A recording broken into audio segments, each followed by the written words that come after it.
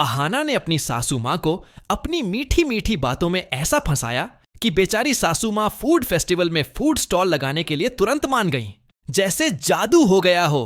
और सिर्फ मान ही नहीं गईं, बल्कि घर की तीनों बहुओं ने भी पूरा सपोर्ट किया।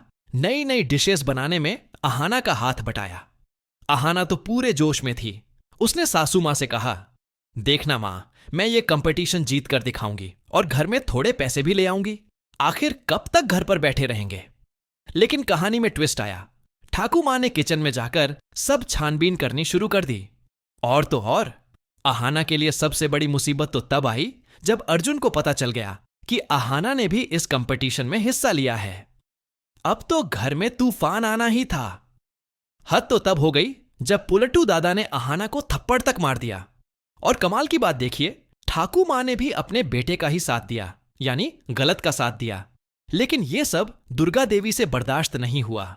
अपनी छोटी बहू पर हाथ उठाने का हक वो किसी को नहीं देती, और इसीलिए उन्होंने बदले में ठाकू माँ को भी एक जोरदार थप्पड़ जड़ दिया। ये तो गजब हो गया।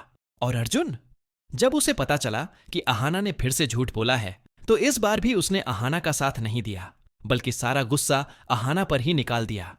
कहने लगा, तुम्हारी गलतियों की वजह से आज मां ने पूरे घर में बखेड़ा खड़ा कर दिया, और तुम्हारी हिम्मत कैसे हुई मेरी इजाजत के बिना ये फूड स्टॉल लगाने की। अहाना ये सब देखकर सन्न रह गई। वो सोचने लगी, क्या ये वही अर्जुन है जिसने शादी से पहले मुझसे बड़े बड़े वादे किए थे, अपनी चिकनी चिकनी बातों में मुझे फंसाकर मना लिया था। लेकिन अब ये तो गिरगिट की तरह रंग बदल रहा है। जब अपनी मां का साथ नहीं दे रहा तो मेरा क्या साथ देगा। अब देखना काफी दिलचस्प होगा दोस्तों कि अहाना इतनी मुश्किलों के बावजूद अपने स्टॉल में से सारा खाना कैसे बेचेगी, खासकर जब घर की तीनों बहुएं उसका साथ देती हुई नजर आएंगी। ये देखना भी कमाल का होगा कि अहाना इस फूड स्टॉल कंपटीशन को जीतकर सभी घरवालों का दिल कैसे जीतेगी, और साथ ही अपनी सासू मां से किए वादे को कैसे निभाएगी कि वो कंपटीशन जीत भी जाएगी।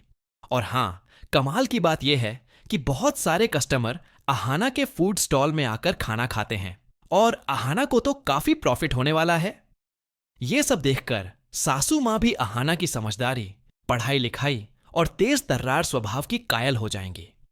उसकी समझदारी के आगे सबको झुकना पड़ता है। इसीलिए अब सासू मां अहाना को खुश करने के लिए और उसे जिंदगी की एक नई उड़ान देने के लिए उसे नौकरी करने के लिए भी हां कह देंगी। जी हां दोस्तों, ये तो अहाना और उसके फैंस के लिए बहुत ही बड़ी खुशखबरी होगी, क्योंकि अहाना को अब वो आजादी मिलने वाली है जिसकी चाहत उसे शुरू से थी। तो क्या आप भी चाहते हैं कि दुर्गा देवी जल्द से जल्द अहाना को नौकरी करने की इजाजत दे दें और अहाना अपने सारे खुशियों और सपनों को पूरा कर सके? अगर आप भी अहाना के इस सीरियल को बहुत ज्यादा पसंद करते हैं तो कमेंट सेक्शन में जरूर बताइएगा।